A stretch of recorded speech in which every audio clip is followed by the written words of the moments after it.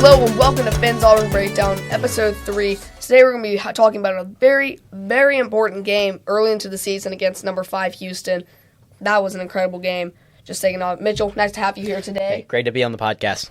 Second time here, I know. Absolutely. So, talking football, we do have ULM at home this Saturday. I think that we should destroy them. What are your score predictions here? I don't think it'll be close. ULM's a very low-tier football team this year.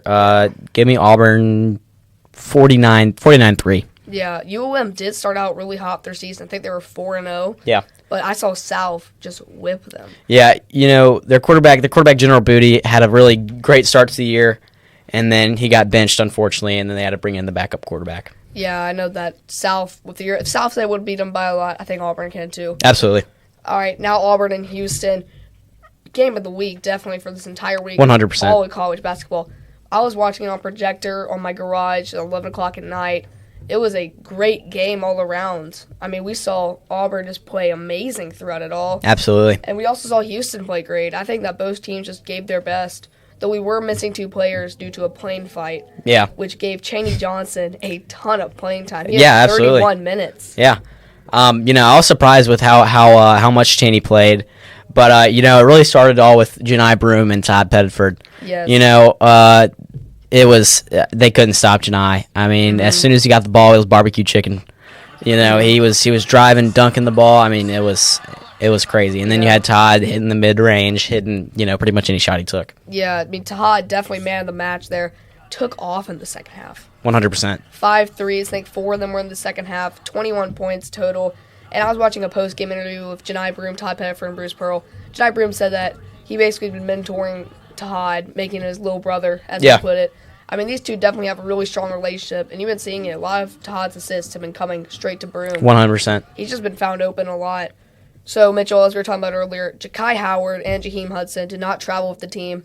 Plane went off, boarding straight for Houston, turned back around, and those two were left behind. Yeah. Heard there's an altercation on board. Do you know whatever happened there? As you saw in that game against Vermont, Ja'Kai Howard was really getting upset, not getting the ball. Miles Kelly was shooting threes, making them, and I think it was the lack of support for team that really kind of got the other player a little bit upset, because the other player actually is a reserve for Auburn, and he doesn't see very much playing time, but he still cheers on the team even though he's on the bench. So I think it was a lack of gratefulness, and someone was bloodied up, but Bruce Pearl actually said on Monday that they were both in class, they both talked head on, and I think they got the whole thing straightened out, which is pretty common in basketball teams and teams, getting things straightened out within the team. Auburn's a tight-knit group. We've been seeing this for forever, really, past my lifespan at least. I mean, we saw the worst attitudes turn to amazing players. Like Absolutely. Horace Spencer, Bryce Brown. Those guys started out with terrible attitudes, but Bruce just turned them into amazing basketball Absolutely. players. I definitely think we'll see that from Ja'Kai Howard, Jaheim Hudson, even though Jaheim Hudson was out. Yeah. Chaney got most of his playing time. Mm-hmm. Still, I definitely think it'll be a good season. It will. We'll have nice team bonding there. 100%. So, I mean, so far, I definitely think Auburn's looking good this season. We are going to the Maui Invitational. That's exciting. Probably biggest basketball tournament there is, college basketball. Ton of good teams there. We got Iowa State that we're taking on. How do you think this game prepares us? I think this game prepares us a lot. Definitely playing a high-caliber Iowa State team who made a good run in the tournament last year. Mm-hmm. Playing Houston really kind of boosted our team morale. We're going to be riding high on this win. Playing Iowa State will definitely test us, but I think Auburn will get it done. Todd Pettiford, Janai Broome, even Chad Baker-Mazara played really good on Saturday night. So I think Auburn will be battle-tested already. Yeah. I mean, you said at the first episode that Auburn will reach top 5 this season. Happened already. We're number 5 in the polls.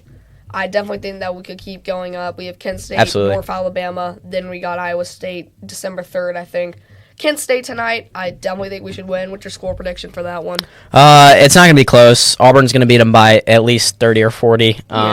Beating a tournament team in Vermont by 51 points is, pretty absurd in and of itself.